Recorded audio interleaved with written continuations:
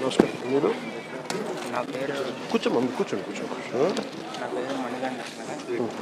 నాకు 6,000 పింఛన్ రావాల్సింది. 3,000 ఇస్తారండి. 3,000 ఇస్తారు. వాళ్ళ మమ్మీ డాడీ చిన్న హోటల్ అండి, జరగదు హోటల్ లేకపోతే ఇంటికి ఇమ్మంటే అంటున్నారండి. కొంచెం కాదండి, చూడండి ఒకసారి ఏం బోన్ ఉండదు.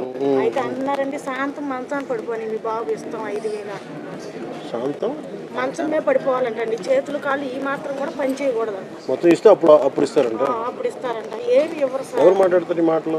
సచివాలయంలో వాళ్ళే మాట్లాడతారు. ఈ ఏలు కూడా సార్, ఇగో ఇది పడదు సార్ ఏలు. ఈ బాబు ఫోన్లో అంతా పవన్ కళ్యాణ్ హీరో అని అన్ని పెట్టుకుంటారు. ఫోన్ అంతా పవన్ కళ్యాణ్ గురించి ఉంటుంది సార్. దాని గురించి ఏమో కానీ ఏమి ఇవ్వరు సార్ బాబుకి. ఒకరోజు బెదిరించాడు జోగి రమేష్ మనిషి ఆయన MLA Facebook ID power star అని పెట్టుకున్నారు సార్. సోషల్ మీడియాలో యాక్టివ్ ఉన్నారు పార్టీ బోర్డులో చూసి నేను కొడతాం బెదిరించేస్తాం అది ఇది అని చెప్పి కొడతామని బెదిరిస్తారా? జనసేన పవన్ కళ్యాణ్ అండి పక్కన అది అని చెప్పి బెదిరిస్తున్నారు సార్.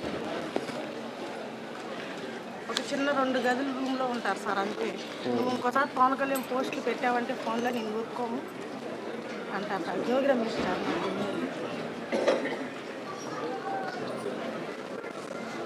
ఏమన్నా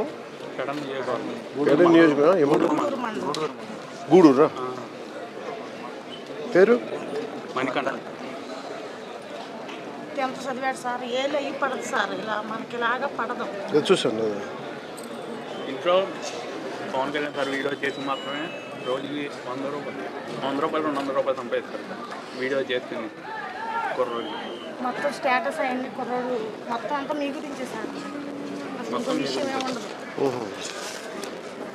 అలా ఎందుకు పెడుతున్నామని బెదిరిస్తున్నారు సార్. అలా చేస్తుంది. ఇది మీదే కదా? ఇది మాట్లాడుతున్నాం సాయంత్రం మాట్లాడుతుంది.